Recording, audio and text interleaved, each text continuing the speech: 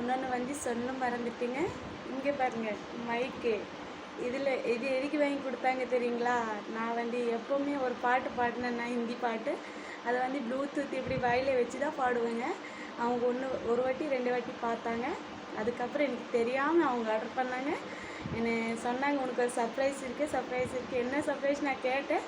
அதுக்கப்புறம் சரி வந்துடுச்சுன்னா நான் சொல்லிக்கிறேன் அப்படி சொன்னாங்க. எனக்கு கம்பெனிக்கு நான் தான் போய் எடுத்துகிட்டு வந்தேன். ஓப்பன் பண்ண வேண்டாம், நான் வீட்டில் வந்து ஓப்பன் பண்ணி பாரு அப்படி சொன்னாங்க. இங்கே பாருங்கள், எனக்கு ஒரே நாளில் 2 சர்ப்ரைஸ் கிடச்சிச்சு. அது எப்படி இருக்குங்க யோசிச்சு பாருங்கள். ரொம்ப சந்தோஷமாக இருக்குங்க எனக்கு.